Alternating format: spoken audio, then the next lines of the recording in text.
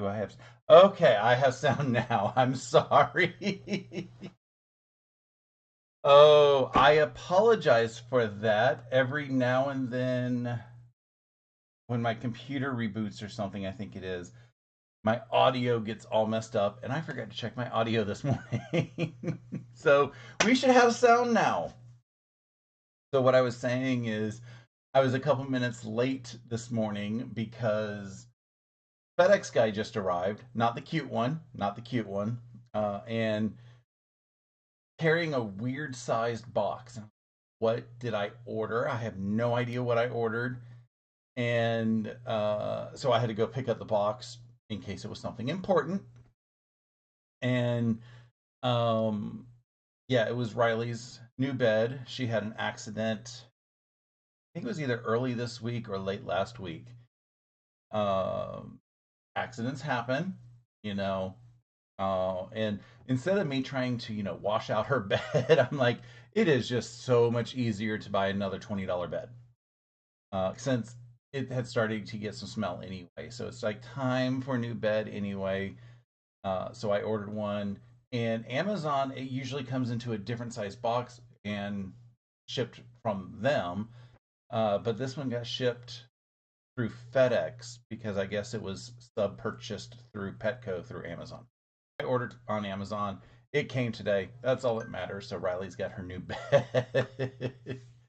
And then, I was talking to nobody. So we have in the chats Jacqueline Spear, who was firsties to say hi and firsties to say, yeah, Russ, you're crazy. You didn't have the sound on. We also have Yvette and I Love to Sew and Tamala so far. I know a lot of folks are sitting in Steven's pop up so day. If you are doing double duty, that's fine by me. I won't reveal if you're doing double duty. I've heard sometimes he will start airing a little bit of my Elevenses in the pop up so day. So, hi if anybody's in there right now. But I am working on month or week 3 of Winter Nights. It is this block. It's called Hidden Star. Week 1 was cutting, and then week 2 we made 2 of the snowflakes blocks.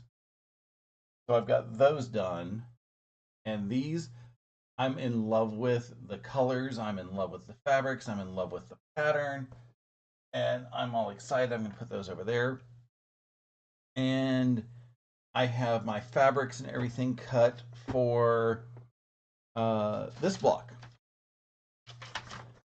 I am going to start out by saying I cheated. I I think it would be better if I sat and cut week 1 just like they tell you to do when they tell you on week 1. But I have so many other projects going on that I just say, I'm just going to cut what I need when I need to cut it. So with the cutting instructions, if a fabric is in the block that we're working on, I will cut all that fabric.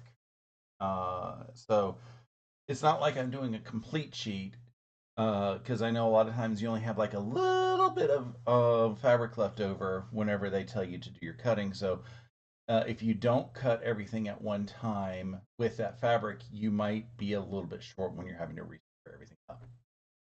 So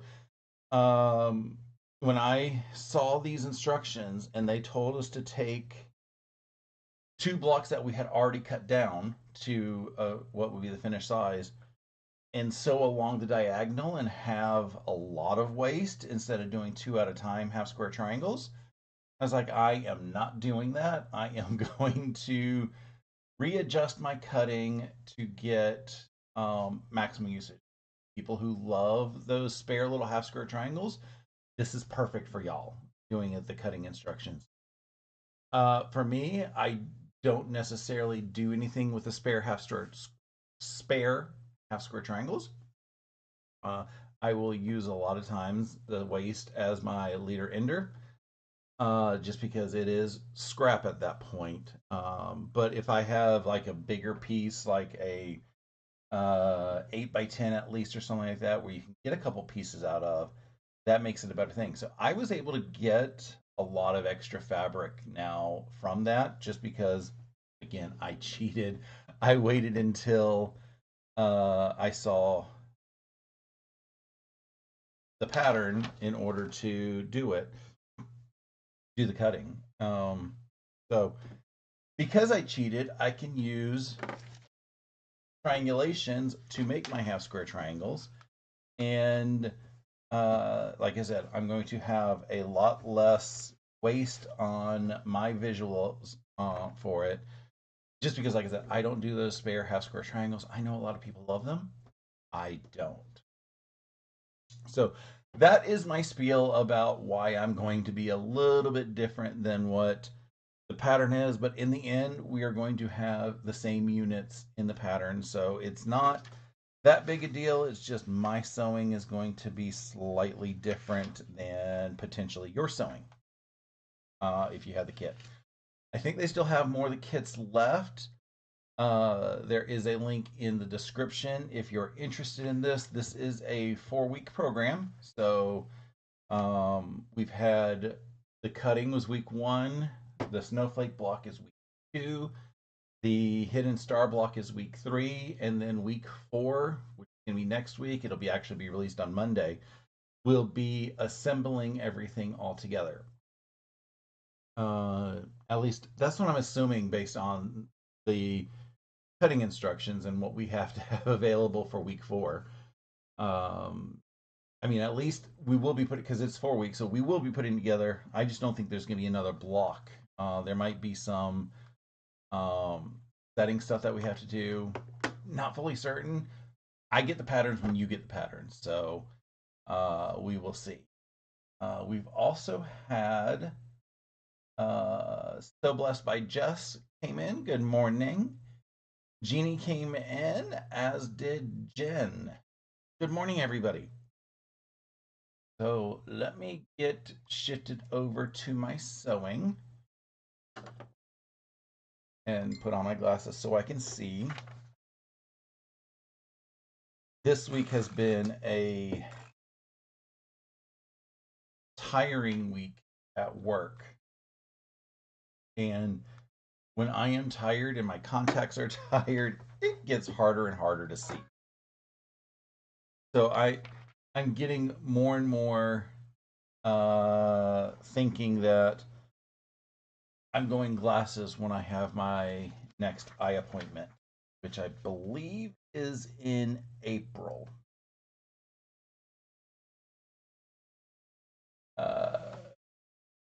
Good morning, Kathy.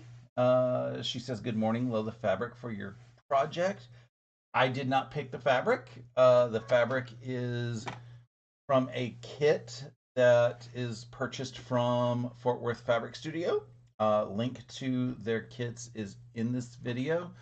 If you want to buy it and do it yourself. Like I said, I think there's some more kits left. They always pick gorgeous fabric to go with their project. Good morning, Scrunchions, and good morning, Ingrid. So I'm just following the lines in my triangulations printout. Although I'm realizing that I did not double check the size of my printout. It looks like it's the right size, but I will measure that before I cut these. And the reason why I said it looks like it's the right size is because on here it tells me what size the paper should be printing out at.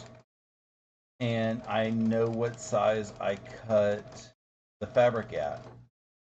And they look like they're about the same size, or about the right size in comparison, because I cut the fabric just a little bit bigger than what the finished, or what the triangulation pattern says. So it feels right.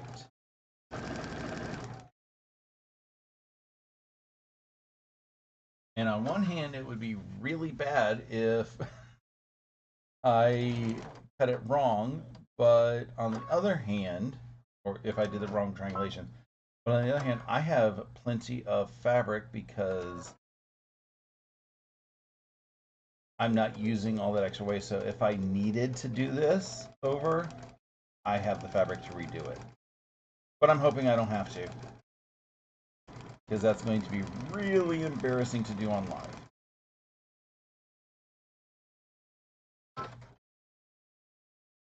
Good morning, Joydy. How you doing? Let's see. This should be fine. Yep, these are the right size. So I did print them out right. Good morning, Stephanie and Janice. How y'all doing?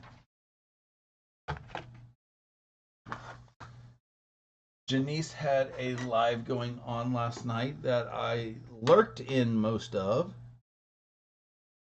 because I was playing tech support with my sister.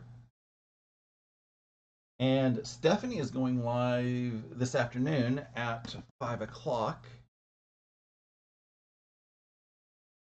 I think she's starting the Anne of Green Gables project with our friend Sean of The Guy Who Sews.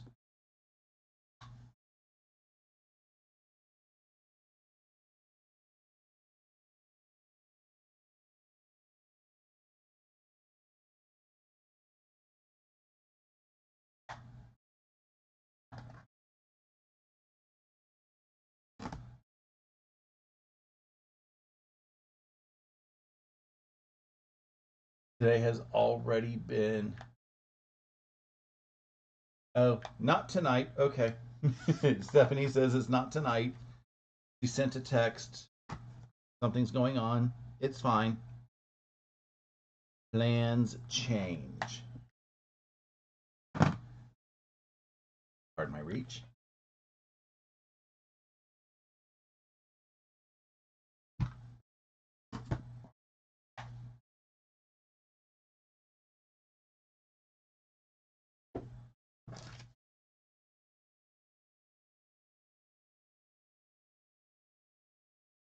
So when I do triangulations, it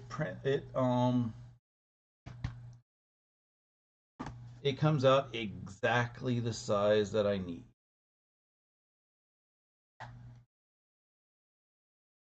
And you know, if you do an oversized half square triangle and then trim it down, this is the equivalent of doing something like that, because you're trimming down on the lines.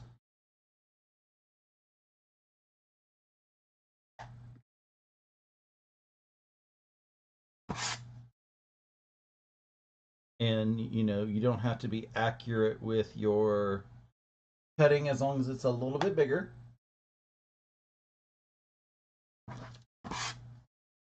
And as long as you can sew on that line, you're going to be good.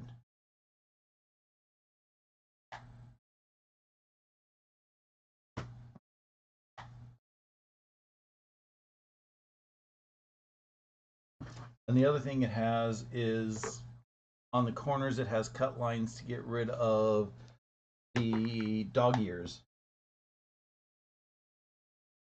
So you will have those gone before you even work on them. And then rip the papers out.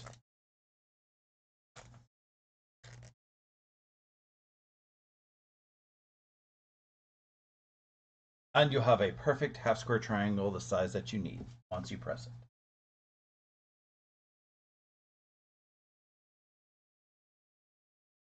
Janice says, thanks for lurking. It was messy but fun. All the fun lives are a little messy.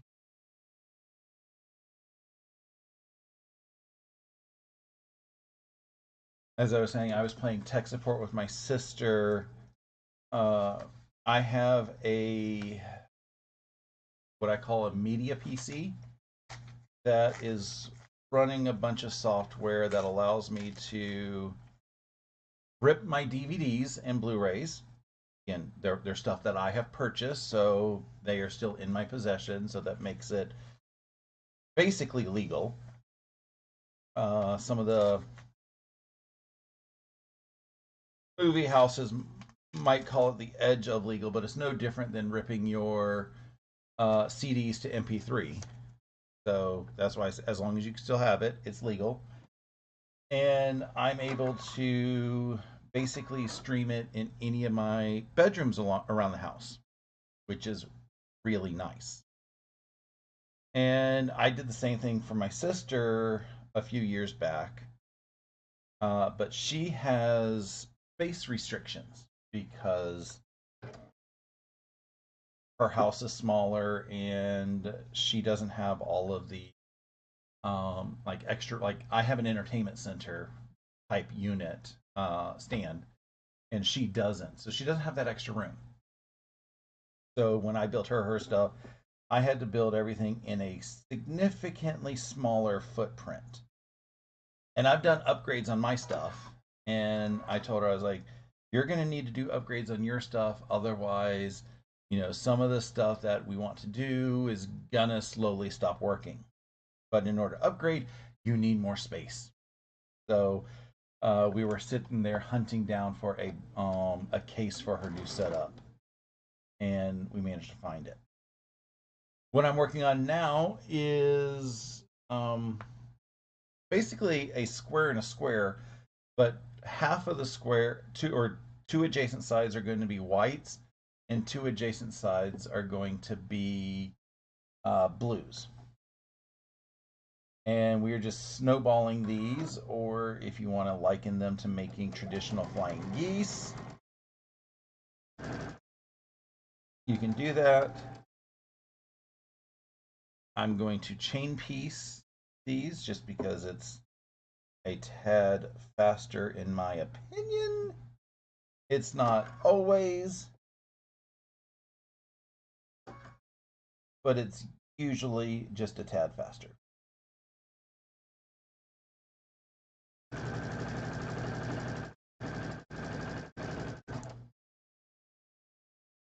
And I'm just running off one side or one corner.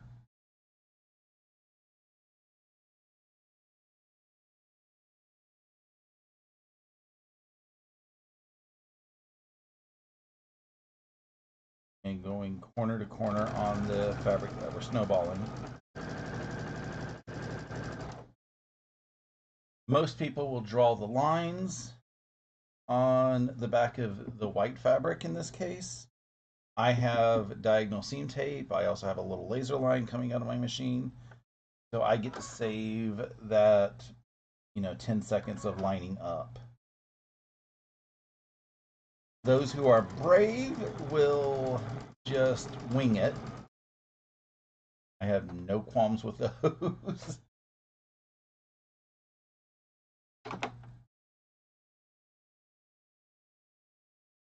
And I'm just going to grab these.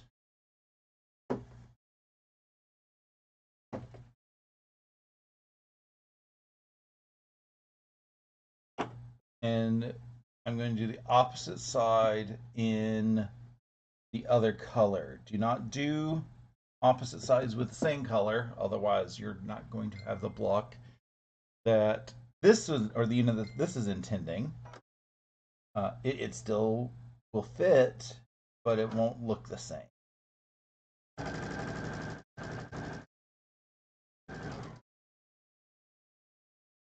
Grab this one.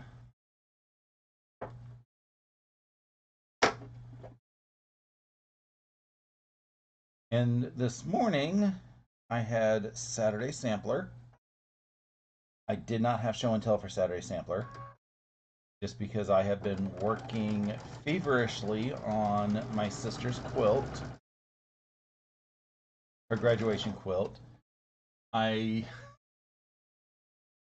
don't know how I did it, but in the process of laying everything out, rows 1 and 2 were laid out properly, Rows 3 and 4 were not. So I had to do some ripping. Luckily, it wasn't that I had to rip out every single block from the rows. I was able to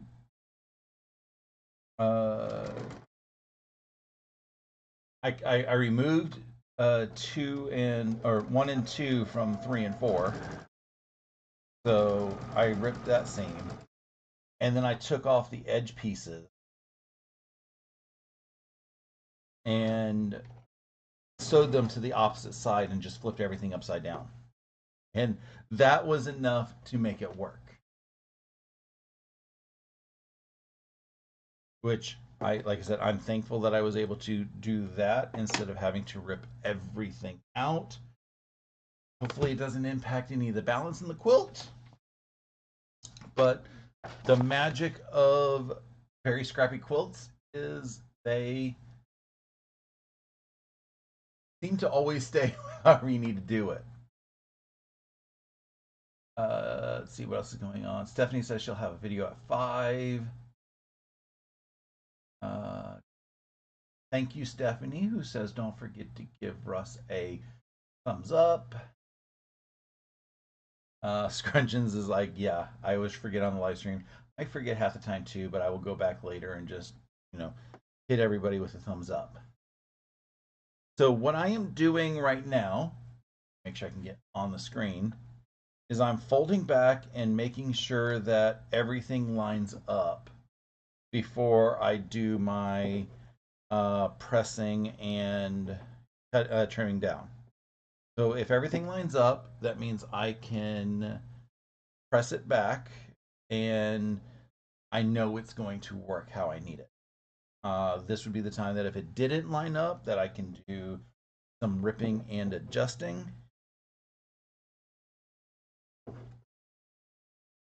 I'm also waiting for my iron to heat up, so this gives me a second to do all of this.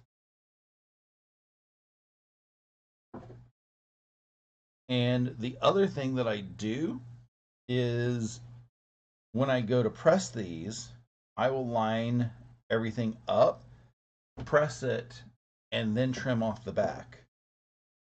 And the reason why I do that is because I know at this point is exactly where I need it to be in the end.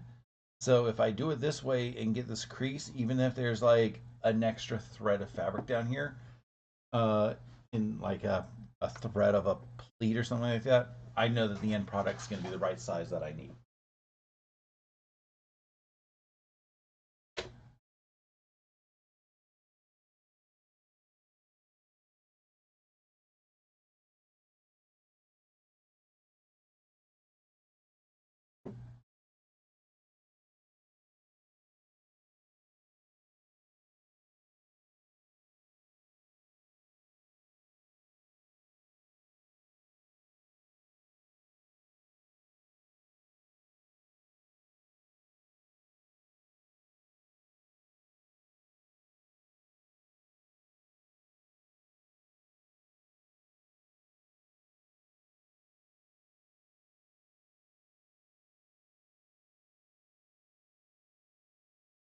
And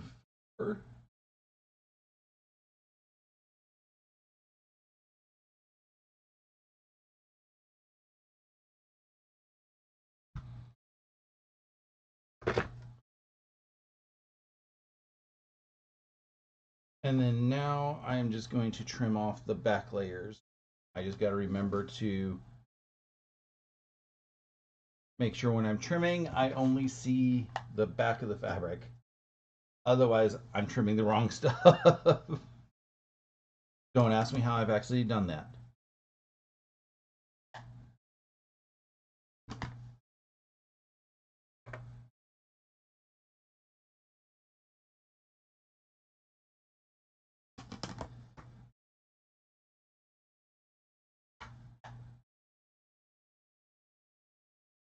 And this is the amount of waste that you are getting if you like little tiny half square triangles.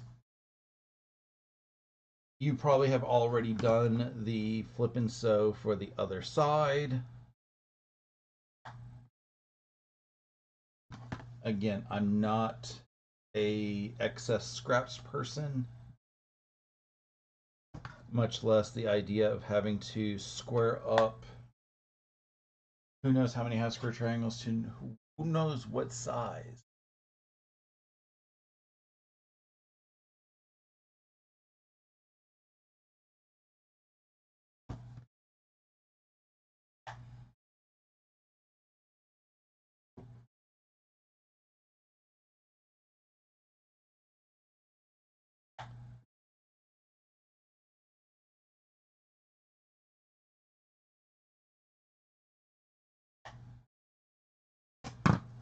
Okay, I've got these. Now I can put the other two on. Julie says, you know someone's a committed quilter when their workstation has 2 beverages and a party-sized bag of chocolate to keep going. Uh, this beverage is empty. I just haven't brought it back into the kitchen to get it washing into my rotation. And I have more. And I have more.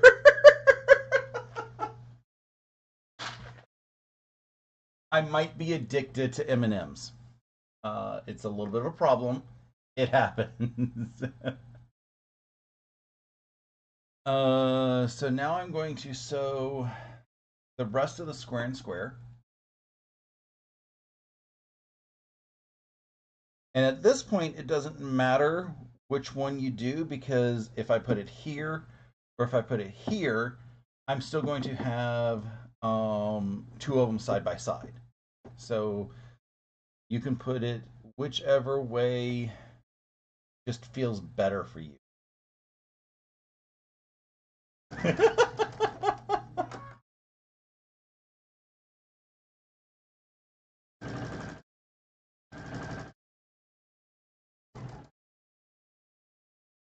When I would go to classes, and if I took my machine without a quilting table, that little flap that is usually right under here where it stores your like extra feet or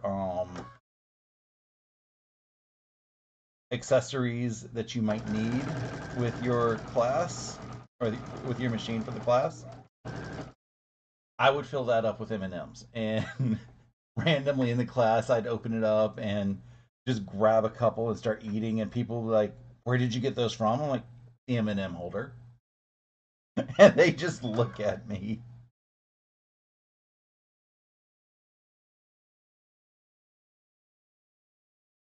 I did not need to do that with Stephanie's retreat last month, the end of the month, because we had so much food all over the place.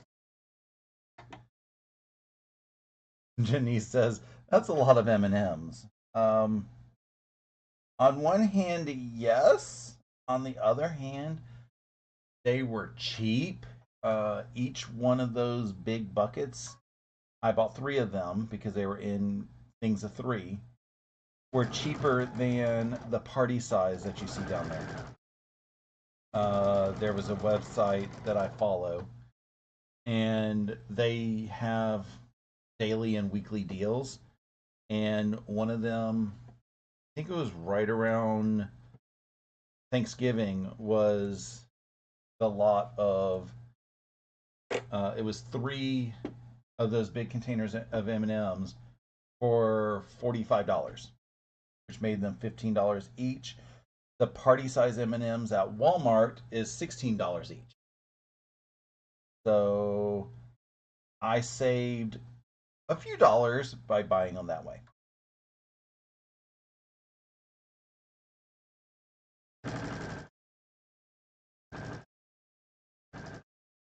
Every time my friend David comes into town, he will go to Costco and buy the giant size of peanut M&Ms for us because he's got a Costco membership. I do not.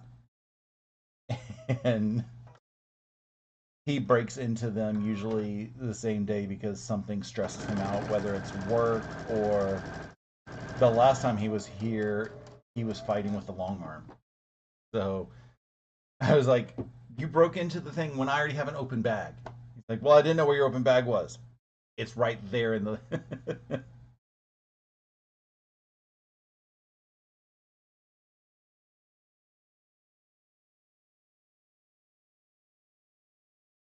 And honestly, M&M's is one of the few chocolates that I can eat without concern. There is an ingredient that is usually paired in a lot of chocolates that does not agree with me. Don't know what the ingredient is. I have not gone and done all of that research, but I can eat M&Ms or Reese's all day long, but I can't eat a Hershey bar. And like a lot of like the Belgian chocolates and stuff like that, I cannot eat. I've I basically ended up learning what I can eat and then been like, okay, I don't like chocolate enough to really say I want this.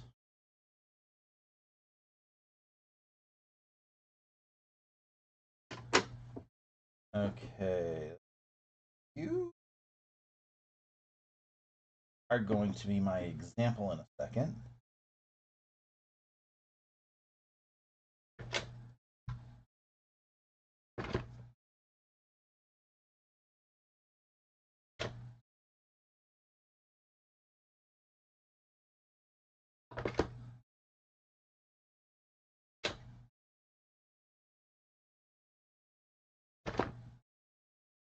So this is what I was talking about.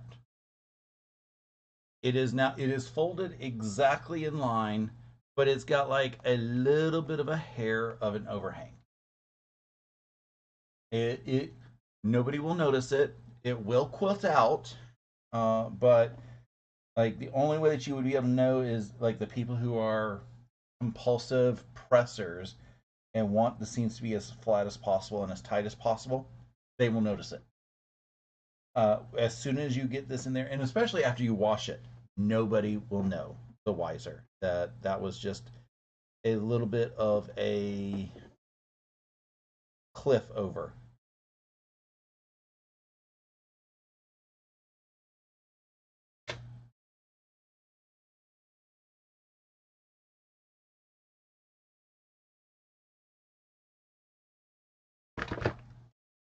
At Saturday Sampler this morning, I learned that there is now a best press number 2. Apparently, it is best press, but it is a little bit stiffer of a product. And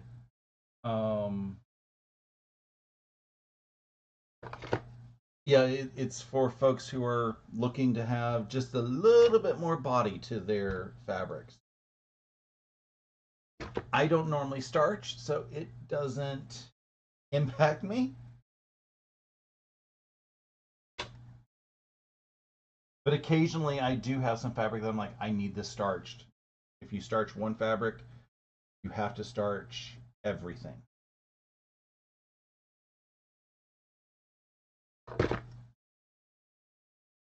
Julie is asking, what is Russ working on? What is the final product?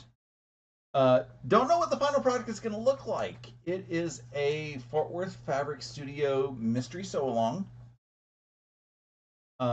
They have patterns. You can purchase just the pattern, or you can purchase a kit which comes with the pattern.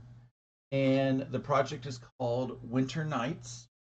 I have the kit, so I didn't have to make any decisions.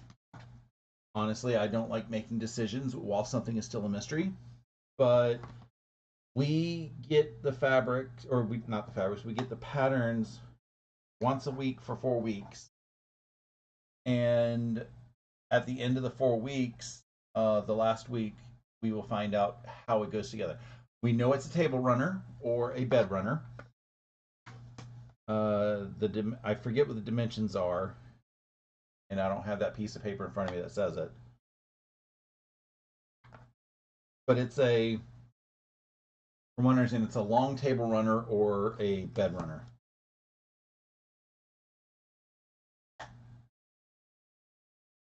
I have basically been doing what I call mystery projects for um, 16 years now, because 16 years ago yesterday, I got a picture from 16 years ago yesterday of my first Saturday sampler block that I ever made, which was also the first quilt block I ever made. I looked so young. I was like still in diapers or something. And I've been having fun since. But the Saturday Sampler program that I'm a part of, the quilt shop makes the fabric decisions and the pattern decisions, but you don't get to see what the project is going to look like in the end. You are only going to see um, the fabrics that they chose for like the first block.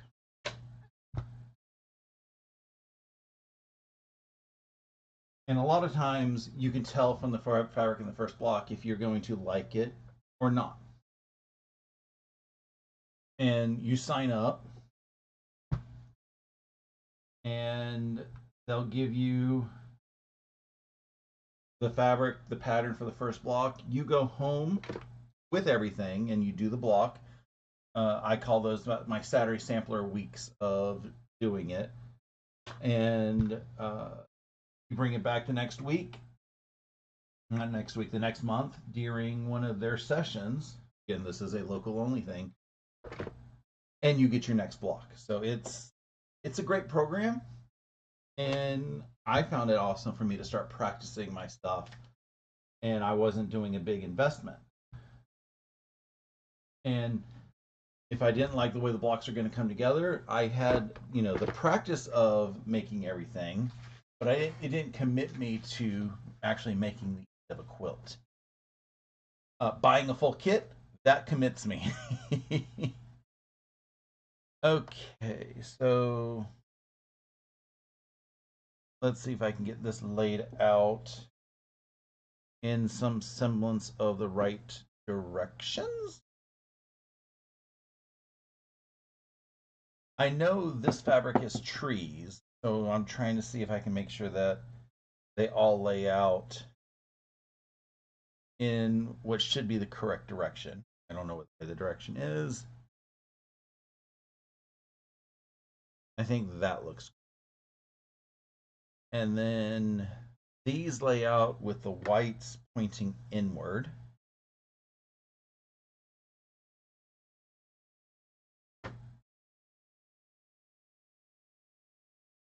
And then I take one of these trees and lay it out in the center. And then what I always do is I take the far left off because it's easier to handle pairs than it is to handle threes. And we are advancing into advanced bobbin chicken mode. Don't know how much bobbin I have, but it may or may not be enough. We will see. So lay the right over the left, line it up.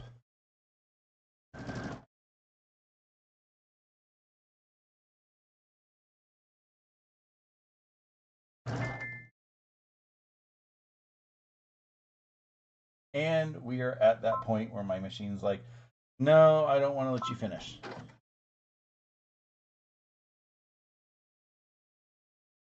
Told you we were in advanced bobbin chicken mode. But if you see, I had enough for at least one set of seams. Oh well. It only takes a moment to wind a new bobbin. Now's a good time to, take a quick breather, get up, stretch.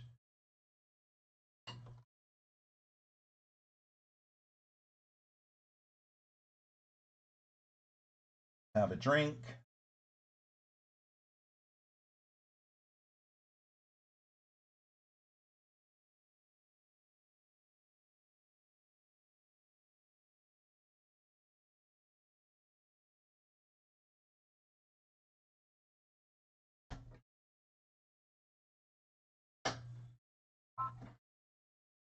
And let the bobbin winder work.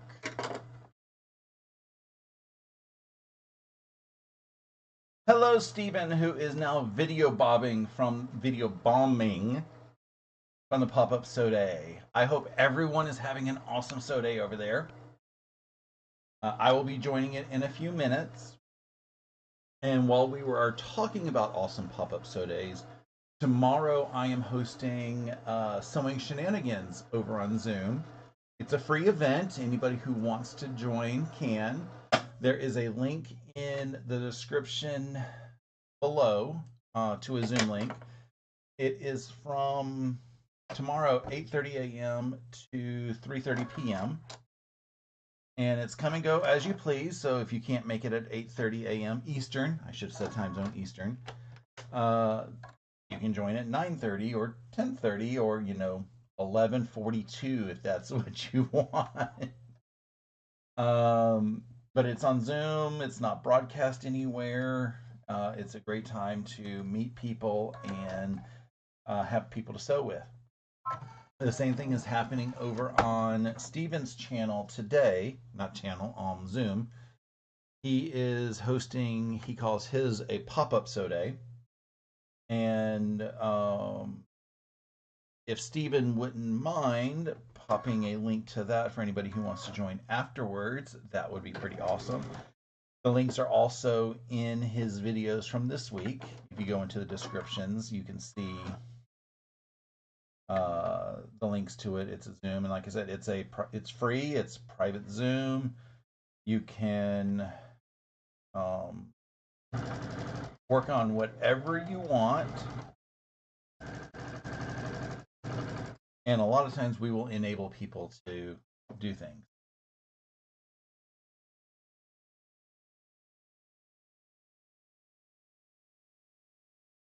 Lining up.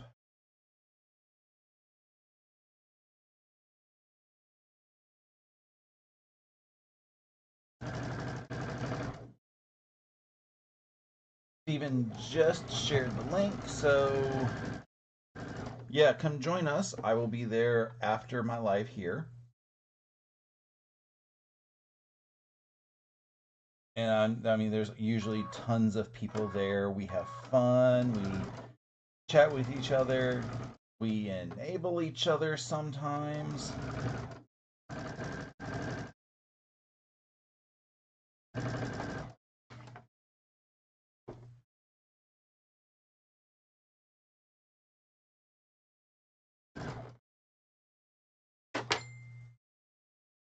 Okay, so I have flipped everything upside down. No, I didn't. This is now flipped upside down. Yes. So when I put these back up, I want to make sure I put these upside down. Again, not that anything's going to really matter because you can't really tell the direction, but just in case. And I'm going to do the same. Flip it over.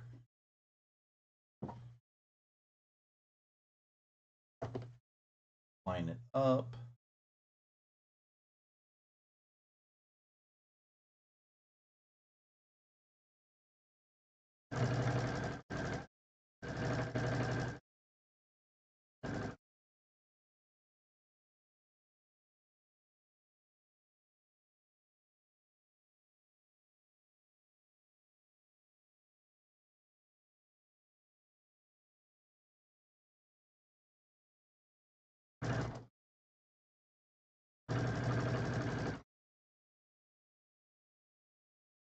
See you soon, Stephen.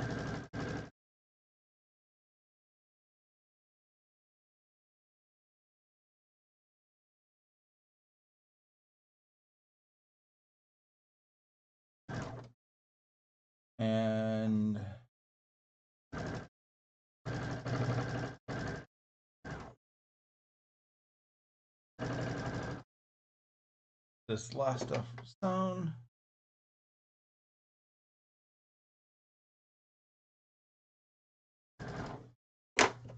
And I'm just going to do a visual look, make sure everything is pointing the directions that I want. For pressing, there's no real directions from the pattern, but the center wants to go towards the center row, just because we got bulky seams. And the outside rows, they kind of want to go to the outside, so I'm going to press them that direction.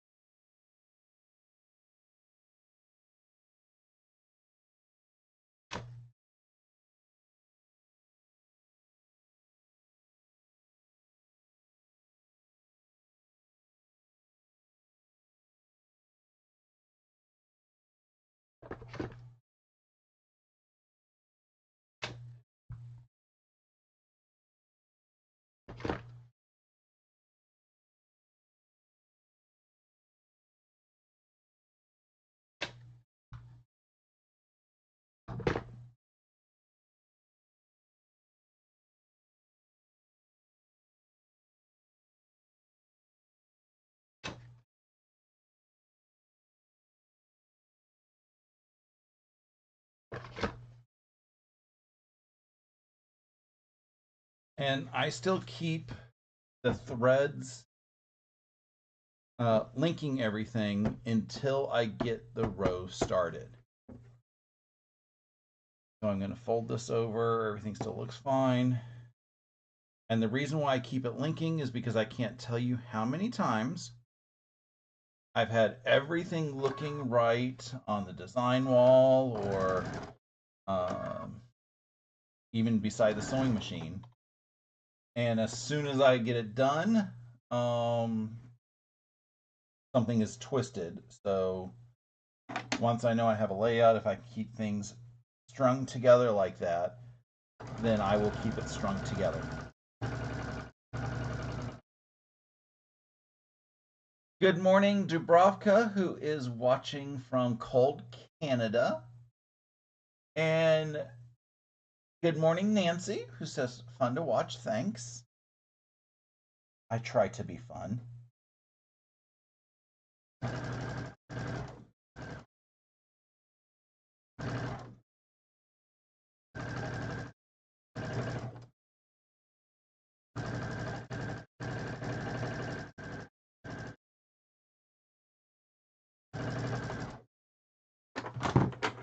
Oopsie.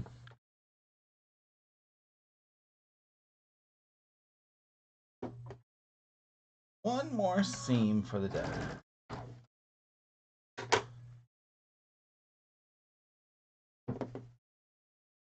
Again, everything is still connected together. And I will just line up that first section. Get a few stitches in, and then snip these. People who love to pin or clip, probably the better thing to do. I don't like pinning. I don't like clipping if I can avoid it. With a block, I usually don't neither pin nor clip, just because the extra time it takes. If I'm doing rows together, I will definitely clip. And I will clip at every intersection that I can. I'm working on my sister's graduation quilt, and it's like every seam is nesting. So I have clips at every seam that comes together. It takes me a few minutes extra to get that done, but I would rather have that ends up making the sewing of the row go a little bit faster and straighter.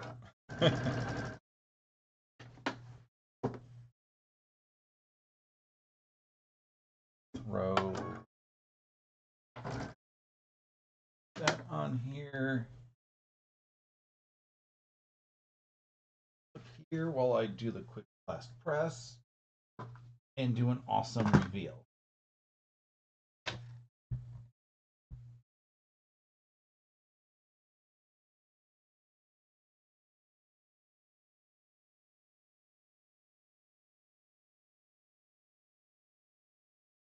And as I'm trying to figure out which way to press these seams, nothing seems.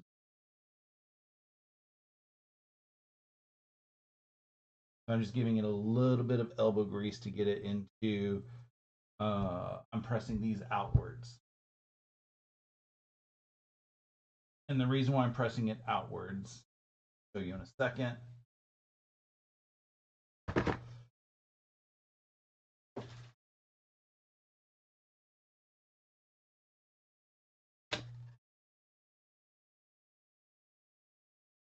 Probably gonna have to get my clapper out on this one in a minute, but that can wait.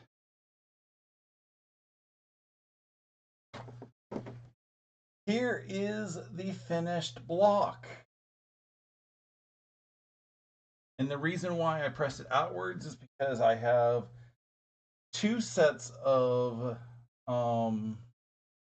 themes that are a little bit bulky to go one way, and then I just have this one that would be bulky if I pressing it towards that. So in total, it's less bulk. There's still bulk in the center right here, but there's no easy way to reduce that. Like I said, I'm just gonna probably throw this on a just get it heated up with iron and throw a clapper on it to let it cool off. Julie says she likes my thread shells. They remind her of nail polish shells in the salon. What beautiful colors. That's only a portion. There it is. There. That's only a portion of them. I still got a handful of shells that I need to install over there at some point. But I have 2, 4, 7 shelves right over here off camera that are also full of glide colors. So yeah. I think it was 5 years ago this week. I have a picture of when I bought every color of glide. I've used quite a few of them in various projects, whether it be working on quilt projects here or on the embroidery machine. I have an embroidery machine, which is why I have all the glide. And yeah, it's a lot of fun. So to wrap up, we need to make 3 of these. So I made one on camera. I have the half square triangles made for the other 2. I have the other fabric, and I have started off camera the square and a square. So I should be able to finish these up in, if it took me about 45 minutes to make this one, within about an hour, I should probably be done with the other 2 because I am not starting from scratch. So I am going to go over to Steven's pop-up sew day and finish working on that. Then I'm going to get to work on my sister's graduation quilt. I've got the first 4 rows done. I just got to get the second 4 rows sewn together and get the borders done on that. Then I have to send that off to be long arm because I can't fit a queen size quilt on my long arm. And then after I'm done with that, I have my cousin's son's high school graduation quilt, which is a smaller pattern, so I can get all that done here. It's not as critical to get it done to be sent out, but I still want to get it on the long arm in the next month. So I want to thank everybody for joining me. It's been a pleasure chit-chatting with you. And hopefully you guys are going to hop over into Steven's Sew Day and we can have fun chit-chatting there.